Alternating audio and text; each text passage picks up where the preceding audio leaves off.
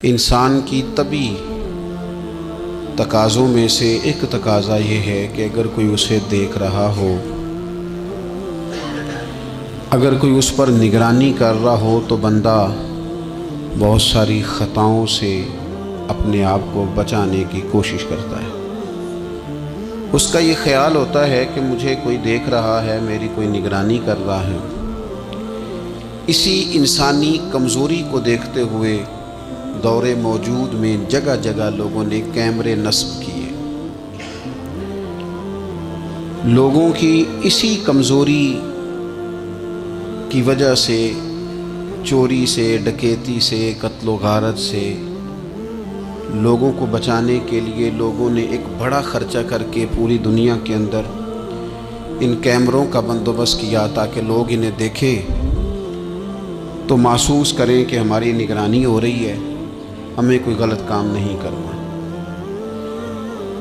میرے عزیزو، یہ جو کیمرہ ہے، لوگوں کا کہنا ہے کہ اس کی وجہ سے ہزارہا جرائم سے لوگ بچ گئے، ہزارہا جگہ پہ چوری سے، قتل و غارت سے، ڈاکہ زنی سے لوگ محفوظ ہوئے۔ لیکن میرا یہ کہنا ہے کہ کیمرے عارضی حل ہیں، پھر تو جرم کرنے والا اس جگہ کو ڈھونڈنا شروع کرتا ہے جہاں کیمرہ موجود نہ ہو۔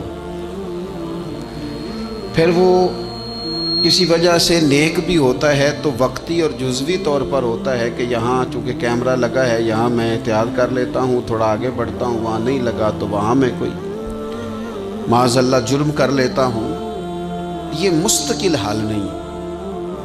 کچھ لوگ یہ کہتے ہیں کہ مستقل حل قانون کی پابندی ہے، تو میں کہا کرتا ہوں کہ انسانوں کا بنائے ہوئے جو قوانین ہیں وہ قانون ہی مستقل نہیں، کیونکہ بنانے والے ناقص تھے تو ان قوانین میں بڑی کمزوریاں ہیں۔ پھر جو قانون نافذ کرنے والے لوگ ہیں،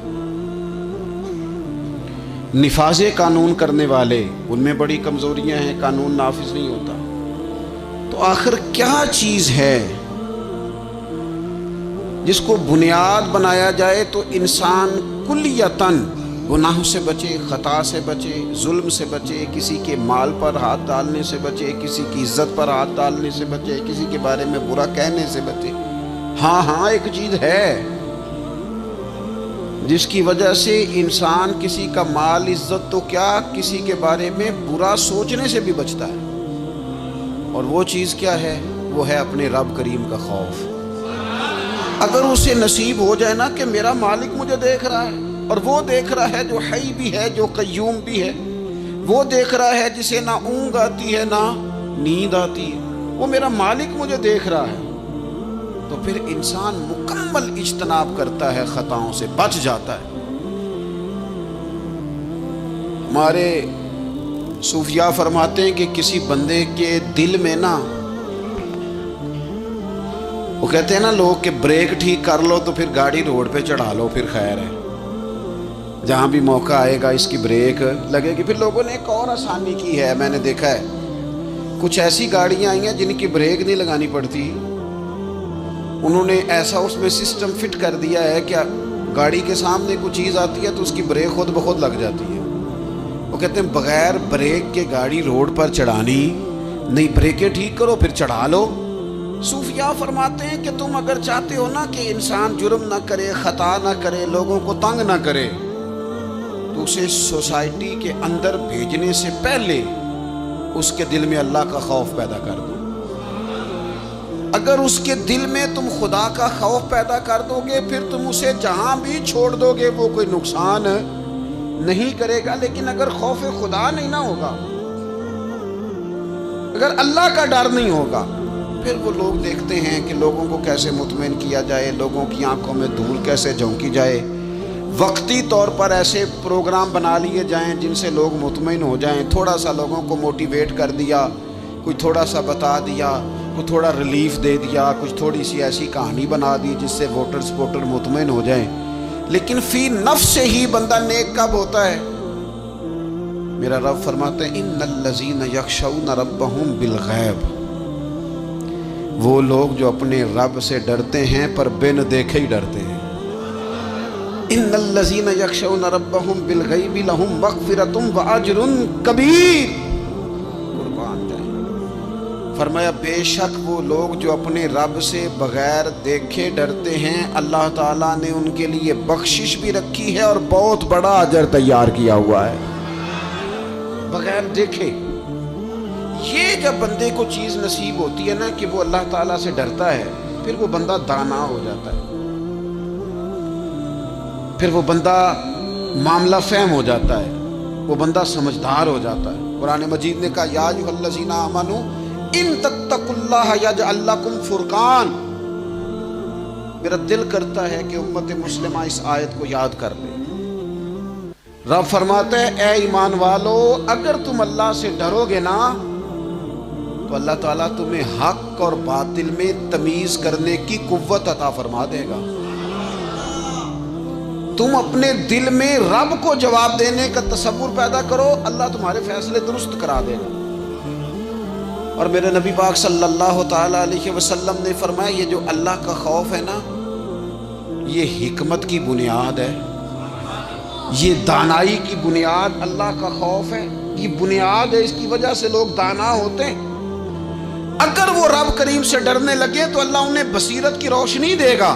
کیوں فیصلے درست تھے سارے سیدنا صدیق اکبر کے؟ اس لیے درست تھے کہ ان کے دلوں میں رب کا خوف موجود تھا. بڑی فضیلتیں انہیں حاصل تھیں، بڑی عظمتیں حاصل تھیں، لیکن کسی جگہ بھی کسی مقام پر بھی ان کے قدم لڑکھڑاتے کیوں نہیں تھے؟ بڑے انہوں نے بھی زندگی کے اندر تکلیفیں دیکھی، بڑے بوجھ دیکھے، بڑی دھوپ چھاؤں دیکھی، لیکن مضبوط کیوں رہے؟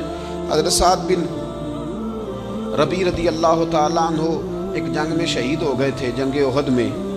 تو ان کی بیٹی ایک دن آئی حضرت صدیق اکبر کے پاس، امیر المومنین کے پاس کسی کام سے. تو جناب سیدنا صدیق اکبر رضی اللہ تعالیٰ عنہ نے نا چادر بچھا کے اس بیٹی کو بٹھایا اور خود حضرت صدیق اکبر چادر سے نیچے بیٹھ گئے، خود زمین پہ ہیں. اسے آپ نے اعزاز کے ساتھ کپڑے پہ بٹھا رکھا ہے. حضرت عمر فاروق رضی اللہ تعالیٰ عنہ آئے اور آ کے عرض کرنے لگے حضور یہ خاتون کون ہے، بیٹی کون ہے جس کو آپ نے اس قدر زیادہ فضیلت کی جگہ پہ بٹھایا ہے؟ تو حضرت صدیق اکبر رضی اللہ تعالیٰ عنہ فرمانے لگے کہ یہ اس شخص کی بیٹی ہے جو تم سے بھی افضل تھا، مجھ سے بھی افضل تھا. حضرت عمر فاروق رضی اللہ تعالیٰ عنہ عرض کرنے لگے حضور ہم تو یہ سمجھتے ہیں کہ نبیوں کے بعد سب سے افضل آپ ہی ہیں، تو یہ جو آپ سے بھی افضل تھا اس کا کیا معنی ہے؟ حضرت صدیق اکبر فرمانے لگے وہ لوگ کتنے افضل تھے جنہوں نے حضور کی موجودگی میں اپنی جان اپنی رب کی بارگاہ میں پیش کر دی. حضور کے مقدس ہاتھوں میں جن لوگوں کی روحیں پرواز کر گئیں وہ کتنے بڑے لوگ تھے. میری بات کو سمجھیے گا کہ ان لوگوں کے دلوں میں وہ جو عاجزی تھی، وہ جو اللہ تبارک و تعالیٰ کی معرفت تھی، اس نے کس طرح کا بنا دیا. ہمارے ہاں یہ مسئلہ بن گیا ہے کہ ہم ہر ایک سے ڈر رہے ہیں، ہر ایک سے، برادری سے، قبیلے سے، داماد سے، بہو سے، فلانے سے، فلانے سے. میں نے دیکھا بڑے بڑے لوگ ڈرتے ہیں. آپ اگر ناراض نہ ہوں تو بعض والدین ہیں جو اولاد سے ڈرتے ہیں. ہاں میں نے کچھ ایسے دنیا دار پیر دیکھے ہیں جو مریدوں سے ڈرتے ہیں. میں نے ایسے لیڈر دیکھے ہیں جو اپنی عوام سے ڈرتے ہیں. کیوں؟ اس لیے کہ میرے نبی پاک علیہ السلام نے فرمایا جو رب سے نہ ڈرے پھر وہ سب سے ڈرتا ہے، اور فرمایا جو رب سے ڈر جائے اللہ مخلوق کا خوف اس کے دل سے نکال دیا کرتا ہے. یہ رب سے نہیں ڈرا تو یہ سب سے ڈرا ہے. اگر رب سے ڈرتا تو کسی سے نہ ڈرتا. اور حضور فرماتے ہیں دو خوف اللہ جمع نہیں کرے گا. تم اگر بے خوف زندگی گزارنا چاہتے ہو نا دنیا میں تو ایک خوف پیدا کر لو، وہ رب کا خوف ہے. بے خوف ہو جاؤ. اور اگر تم یہ خوف پیدا نہیں کرتے پھر تو سائے سے ڈرو گے، پھر سانپ سے نہیں رسیوں سے ڈرو گے، پھر تو جگہ جگہ تمہیں کمزور کر دیا جائے گا، پھر تو لوگ ہر وقت تمہیں بھگائیں گے، ڈرائیں گے. ایک خوف پیدا کر لو اللہ کا، پھر دوسرا کوئی خوف قریب نہیں آئے گا. اور ایک معنی میں اور کہا اللہ دو خوف جمع نہیں کرے گا. حضور فرماتے ہیں تو دنیا میں رب سے ڈر جانا، رب تجھے آخرت میں نہیں ڈرائے گا. وہ جو اللہ کے ولیوں کے بارے میں کہا لا خوف علیہم ولا ہم یحزنون، کیا معنی ہے؟ دنیا میں انہیں صرف اللہ کا خوف تھا، باقی کسی کا خوف نہیں تھا۔ حضور فرماتے ہیں تو دنیا میں رب سے ڈر جا، قیامت میں تجھے نہیں ڈرائے گا، اور اگر تو دنیا میں نہیں نہ ڈرے گا پھر تو قیامت میں ڈرایا جائے گا۔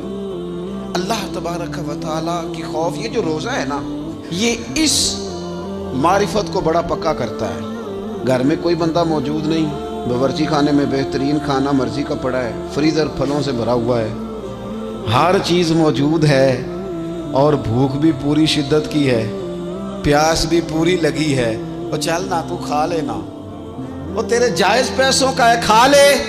کیوں نہیں کھاتا؟ اس لیے نہیں کھاتا کہ میرا رب مجھے دیکھ رہا ہے۔ اللہ کرے روزے داروں یہ پریکٹس ہو جائے کہ جب تو اپنا جائز مال اس لیے نہیں کھاتا کہ رب نے روکا ہے اور وہ دیکھ رہا ہے نہیں کھانا، پھر تو کسی کا ناجائز مال کیسے کھا سکتا ہے؟ رب نے تجھے روکا بھی ہے اور رب تجھے دیکھ بھی رہا ہے، پھر تو غیر کا کیسے کھا سکتا ہے؟ جب تو اپنا جائز نہیں کھاتا کہ اللہ دیکھ رہا ہے، تو دوسروں کا ناجائز اور حرام کیسے کھائے گا حالانکہ اللہ دیکھ رہا ہے؟ اگر یہ تصور دل میں پیدا ہو جائے، یہ ذوق اگر کسی بندے کو نصیب ہو جائے، تو پھر پتہ کیا ہوتا ہے؟ پھر بندہ عالم ہو جاتا ہے۔ حضور علیہ الصلوۃ والسلام نے ارشاد فرمایا اگر تم اللہ تعالیٰ سے اس طرح ڈرو نا جس طرح ڈرنے کا حق ہے، تو تم ایسا علم جان لو گے کہ جہالت ہی ساری ختم ہو جائے گی۔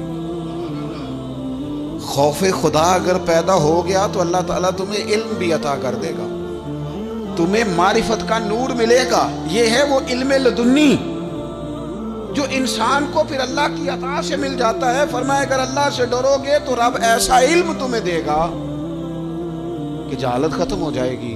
اور نبی اکرم صلی اللہ تعالیٰ علیہ وسلم نے فرمایا اگر تم اپنے رب کو کما حقہ پہچان کر دعا مانگو گے نا تو تمہاری دعاؤں سے پہاڑ بھی ہل جایا کریں گے۔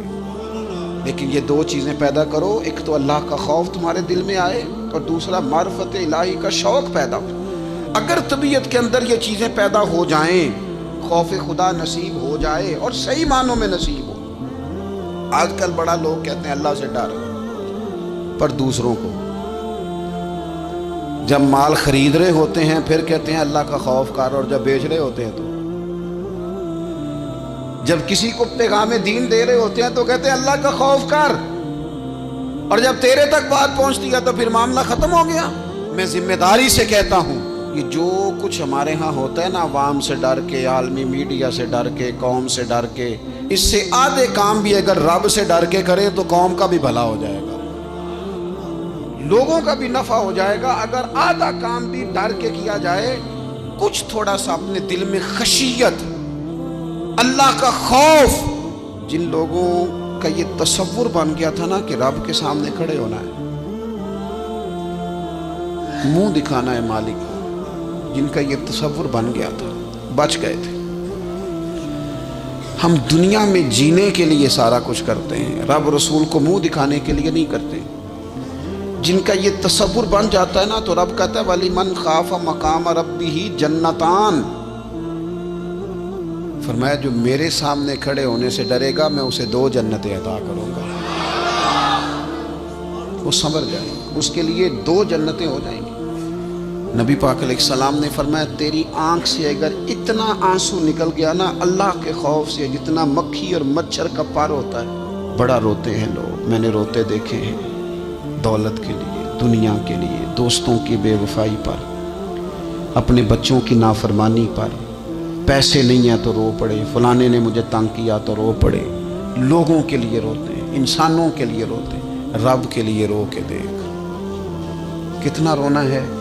حضور فرمانے لگے جتنا مکھی اور مچھر کا پر ہوتا ہے نا، اگر اتنے آنسو رب کے خوف سے تیری آنکھ سے نکل گئے تو حضور فرماتے ہیں جس طرح بھینس کے تھنوں سے نکلا ہوا دودھ دوبارہ تھنوں میں نہیں نہ جاتا، اگر کوئی اتنا بھی رو پڑا جتنا مکھی اور مچھر کا پر ہوتا ہے تو اس بندے کو اللہ دوزخ میں داخل نہیں کرے گا۔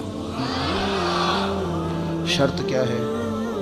اللہ کے خوف سے، رب کے خالصتاً اللہ کے خوف سے۔ اور تھا لوگوں کو اللہ کا خوف، رب کے سامنے کھڑا ہونا ہے تو ڈرتے تھے، حضرت عمر کا جب آخری وقت آیا تھا تو اپنے بیٹے سے کہا تھا مجھے اٹھا کے زمین پہ رکھ دو، میں اپنی پیشانی زمین پہ رکھ کے اپنے رب سے معافی مانگوں۔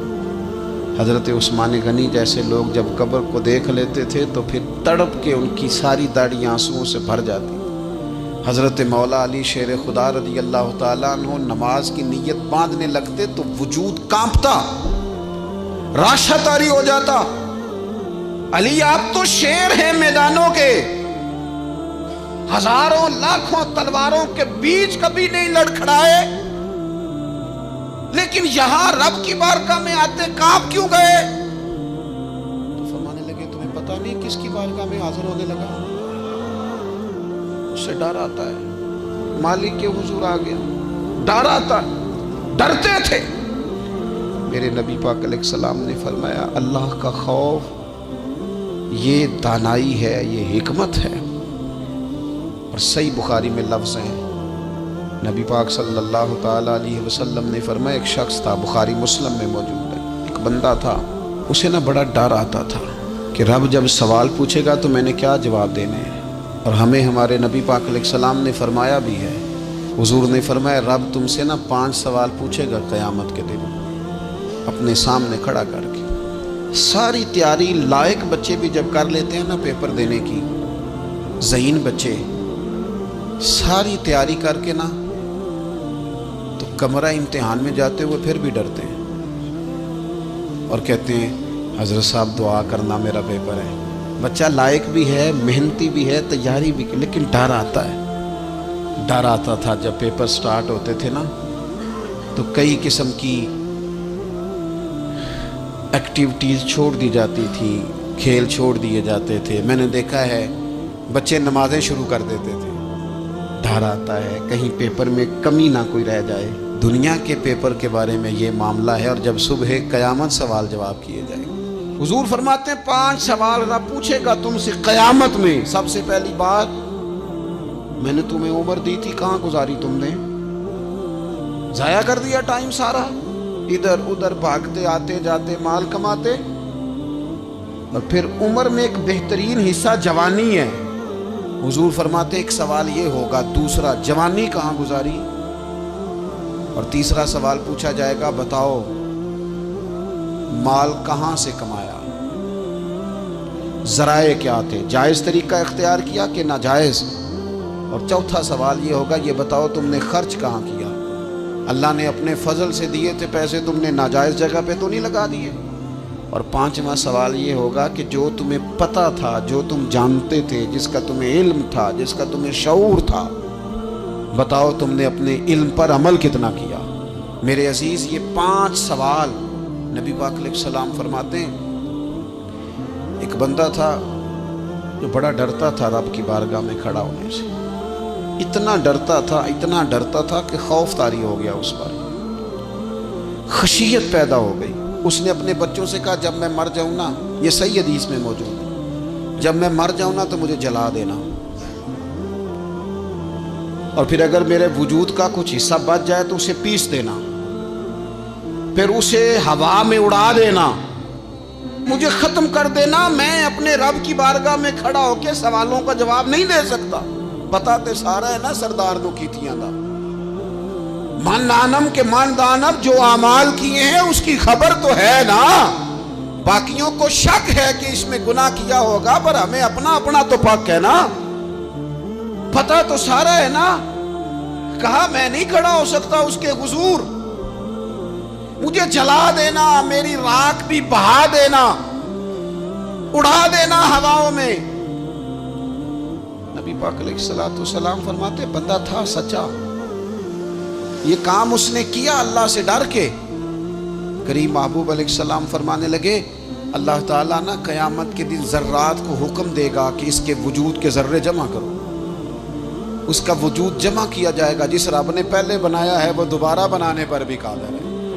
اس کے ذرات کو جمع کر کے گوشت پوشت دے کے وجود دے کے کھڑا کر کے اللہ پوچھے گا بتا یہ کام کرنے کا تجھے کس نے کہا؟ عرض کرے گا مالک میں ڈر گیا تھا نا، تیری بارگاہ میں کھڑا ہوں، سوالوں کے جواب دوں، یہ کام مشکل تھا، میں ڈر گیا۔ نبی پاک صلی اللہ تعالی علیہ وسلم فرمانے لگے، رب فرمائے گا فرشتوں یہ میرا بندہ نہ سچ کہتا ہے، یہ واقعی مجھ سے ڈر گیا تھا، گواہ ہو جاؤ میں نے اس کے لیے جنت کا فیصلہ کر دیا۔ اپنی طبیعت میں، اپنے مزاج میں، اور یہ خوف خدا گھر سے شروع کریں۔ بیوی سے گفتگو کرتے بھی اللہ سے ڈریں، ماں باپ کے حقوق ادا کرتے بھی اللہ سے ڈریں۔ اگر اللہ نے آپ کو وسعت دی ہے، بہن بھائی کمزور رہ گئے ہیں تو اللہ سے ڈریں اس مسئلے میں۔ اگر اللہ تعالیٰ نے آپ کو کسی شخص کے اوپر حاکم بنایا ہے، کوئی آپ کا ملازم ہے، کسی شخص کو آپ کے پاس ڈیوٹی کرنا پڑتی ہے تو اس کے بارے میں اللہ سے ڈریں۔ میرے نبی پاک علیہ السلام نے اپنے ظاہری وصال کے وقت جو وصیتیں فرمائی تھی، فرمایا تھا عورتوں کے بارے میں رب سے ڈرنا، اپنے غلاموں کے بارے میں، ملازمین کے بارے میں رب سے ڈرنا، اور آپ کے پاس میرے پاس جو امانتیں ہیں ان امانتوں کے بارے میں رب سے ڈریں۔ اور ہمارے پاس جو دین کی امانت آئی ہے، ہمیں جو نبی پاک کا امتی بنایا گیا ہے، ہمیں جو کہا گیا ہے کہ تم رسول اللہ صلی اللہ علیہ وسلم کے اعلیٰ اخلاق پہ عمل کرنا، تو ڈرو نہ اس بات سے۔ اتنے عظیم رسول کے امتی ہو کر ہمارے حالات کیا ہیں، ہماری کیفیات کیا ہیں؟ آپ یقین کریں، زندگی گزر گئی لوگوں کی روتے پر دنیا داری کے لیے، گھر کے حالات کے لیے، اپنی عزت کے لیے۔ کاش کبھی رب کے لیے بھی روئے ہوتے، کبھی اس کے خوف میں روئے ہوتے۔ نبی پاک علیہ السلام کے صحابہ پر نہ خوف طاری تھا اللہ کا، اور وہ خوف غلبہ کرتا تھا، باتوں میں نہیں، تقریروں میں نہیں، نشستن گفتن برخاستن نہیں، لوگوں کو دکھانے بتانے کے لیے نہیں، اپنے دنیاوی معاملات کو بہتر کرنے کے لیے نہیں، بلکہ رب کا خوف ان لوگوں پر طاری ہوتا تھا۔ اللہ کے محبوب علیہ السلام نے نا آیہ مقدسہ تلاوت کی، یا ایھا الذین آمنوا قوا انفسکم واہلیکم نارا وقودھا الناس والحجارہ، اے ایمان والو خود بھی دوزخ کی آگ سے بچو اور اپنے گھر والوں کو بھی بچاؤ، اور اس آگ سے بچو جس کا ایندھن آدمی اور پتھر ہیں۔ تو ایک نوجوان صحابی نے سنا تو وہ ڈر گئے، کانپ گئے، اتنا ڈرے کہ کانپ کر بے ہوش ہو گئے قرآن پاک سن کر۔ حضور علیہ السلام نے ان کے دل پر ہاتھ رکھا تو دل دھڑک رہا تھا۔ حضور فرمانے لگے پڑھنا کلمہ لا الہ الا اللہ محمد الرسول اللہ صلی اللہ تعالی علیہ وسلم۔ صحابہ نے عرض کی یا رسول اللہ صلی اللہ علیہ وسلم یہ ہم سے سبقت لے گیا؟ حضور فرمانے لگے یہ رب سے ڈرا ہے، رب نے اس کے لیے جنت کا فیصلہ فرما دیا۔ جب انسان کبھی رو پڑے نا اللہ، میں آپ سے عرض کروں رونا بھی بڑا ضروری ہے۔ قرآن کہتا ہے فَلْيَضْحَكُوا قَلِيلًا وَلْيَبْكُوا كَثِيرًا، زیادہ رویا کرو، تھوڑا ہنسا کرو، زیادہ ہنسنے سے دل مردہ ہوتے ہیں۔ تھوڑا سا نا کبھی تنہائی میں بیٹھ کے اپنے رب کو، کسی نے کہا تھا کہ الجھے ہوئے لوگوں سے گریزاں نہ ہوا کر، اور حالات کی قبروں کے یہ کتبے بھی پڑھا کر، ہر وقت کا ہنسنا تجھے برباد نہ کر دے، تنہائی کے لمحے ہوں تو کبھی رو بھی لیا کر۔ کبھی اکیلے میں نا رونا بھی چاہیے۔ یہ جو رونا ہوتا ہے نا، رونا دل دی میل گواوے، نالے وچھڑے یار ملاوے۔ کبھی نہ بندے کو رونا۔ حضرت سعدی شیرازی نا سخی بڑے تھے، تو قرضہ اٹھا اٹھا کے بھی سخاوت کرتے تھے۔ ایک دن سارے لوگ آ کے بیٹھ گئے، بابا ہمارے پیسے دے۔ سارے لوگ آ کے جمع ہو گئے، انہوں نے کہا بابا پیسے، تو وہ سارے پیسے مانگ رہے ہیں۔ تو حضرت سعدی شیرازی کہہ رہے ہیں یار انہیں کھلایا کچھ نہیں، کبھی ان کو کچھ کھانے، مہمان آئے نا۔ ایک نوجوان چھوٹا سا لڑکا وہ کچھ بیچ رہا تھا، بیچتا بیچتا آ گیا حضرت سعدی کے پاس آ کے، اس نے کہا بندے زیادہ جمع ہوں تو لوگ وہاں سٹال نہیں لگا لیتے، چلو دکان۔ وہ آگے آ کے اس نے کہا کچھ لینا ہے؟ فرمانے لگے لینا ہے، یہ میرے جتنے مہمان بیٹھے ہیں ان کو کھلا دو۔ اس نے وہ سارا کھلا دیا۔ کہنے لگا پیسے؟ تو فرمانے لگے بیٹھ جا تو بھی، یہ بھی سارے پیسے لینے جائیں، ان کو ملیں گے تجھے بھی ملیں گے۔ اس نوجوان نے رونا شروع کر دیا،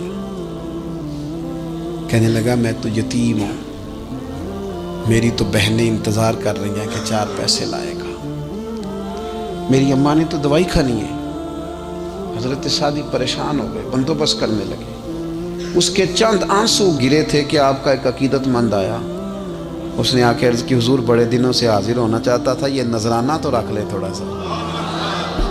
وہ اتنے زیادہ پیسے تھے کہ حضرت سعدی شیرازی نے اس نوجوان کو بھی دی، اور جتنے لوگ پیسے لینے آئے تھے سب کا قرضہ ادا کر دیا۔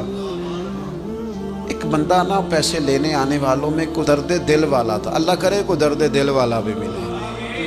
وہ حضرت سلطان صاحب کہتے ہیں رب دا طالب کوئی نہ ملیا، اے تے جو ملیا طالب زردہ ہو۔ وہ درد دل والا بندہ تھا تو کہنے لگا بابا جی سمجھ نہیں آئی، ہم روز آتے تھے پیسے نہیں ملتے تھے، آج کیسے مل گئے؟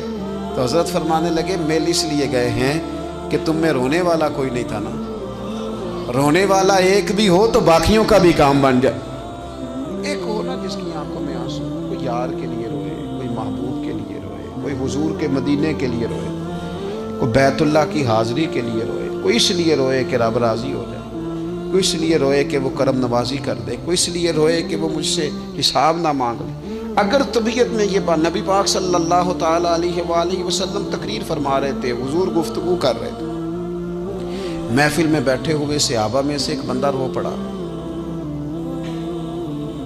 اللہ کے پیارے رسول صلی اللہ تعالیٰ علیہ وسلم نے اس ایک شخص کے رونے پر ارشاد فرمایا اگر آج تمہارے درمیان وہ تمام مومن موجود ہوتے جن کے گناہ پہاڑوں کے برابر ہیں تو اللہ تعالیٰ اس بندے کے رونے کی برکت سے سب کے گناہوں کو معاف فرما دیتا۔ حضور فرمانے لگے یہ رویا ہے نا تو فرشتوں نے رب کی بارگاہ میں دعا کی ہے مالک اس کی وجہ سے نہ دوسروں کو بھی معافی عطا فرما دے، اس کی شفاعت قبول کر لے دوسروں کی حق۔ میرے دوستو اپنے دل کو خشیت والا کریں، دل نہ سخت ہو گئے ہمارے، کیسے نرم ہوں گے؟ قرآن پاک پڑھنے سے۔ دل کیسے نرم ہوں گے؟ اللہ کا ذکر کرنے سے۔ دل کیسے نرم ہوں گے؟ قبرستان جانے سے، اپنوں کی قبریں دیکھنے سے۔ دل کیسے نرم ہوں گے؟ کبھی ہسپتال کا چکر لگا کے آؤ، دیکھو طبیعت کیسے نرم ہوتی ہے۔ دل کیسے نرم ہوگا؟ کسی کے دکھ کو دکھ سمجھنے سے۔ دل کیسے نرم ہوگا؟ اللہ کی مخلوق سے محبت کرنے سے۔ دل کیسے نرم ہوگا؟ تنہائی میں رب کی بارگاہ میں رونے سے۔ دل کیسے نرم ہوگا؟ خالص اللہ کی رضا سے کسی کی خدمت کرنے سے۔ دل کیسے نرم ہوگا؟ یتیم کے سر پہ ہاتھ پھیرنے سے۔ دل کیسے نرم ہوگا؟ جب ہم اپنے مالک کی بارگاہ میں بیٹھ کے لمبی دعائیں مانگیں گے۔ دلوں کو نرم کرنے کی طرف لاؤ، اللہ کا خوف خشیت اپنی طبیعت میں پیدا کرو۔ اس سے پہلے کہ تندرست جسم بیمار ہونے لگے۔ ڈاکٹر کہتے ہیں پتہ ہی نہیں چل رہا، رپورٹیں تو ٹھیک ہیں ساری، سمجھ نہیں آ رہی۔ ہمارے ہاتھوں سے کئی لوگ نکل گئے، کوئی پتہ نہیں چلا۔ دیر کے بعد خیال آیا کہ صبح بتایا تھا ڈاکٹر نے کہ تو لاہور چلا جا، یہ کبھی رات کو بتا دیتا نا۔ ہاتھوں سے نکل گئے بڑے لوگ، بڑی چیزیں نکل گئیں۔ ہماری تیاری ہے سب کی، وہاں جانے سے کسی کو مفر نہیں اور کسی کو مکر نہیں، جانا ہے۔ اپنی زندگی کے اندر خشیت الہی، کچھ کام فقط اس لیے چھوڑ دیں، کوئی ہمیں روکنے والا نہیں، ٹوکنے والا نہیں، منع کرنے والا نہیں، دیکھنے والا نہیں، اس لیے چھوڑ دو کہ میرا رب نہ ناراض ہو جائے۔ کسی کی ہمیں مجبوری نہیں، کسی کی ہمیں پابندی نہیں، کوئی کسی کی طاقت نہیں ہمیں کہہ سکے، لیکن کچھ کام فقط اس لیے شروع کر دو کہ میرا اللہ راضی ہو جائے، میرے محبوب پاک اس سے خوش ہو جائیں۔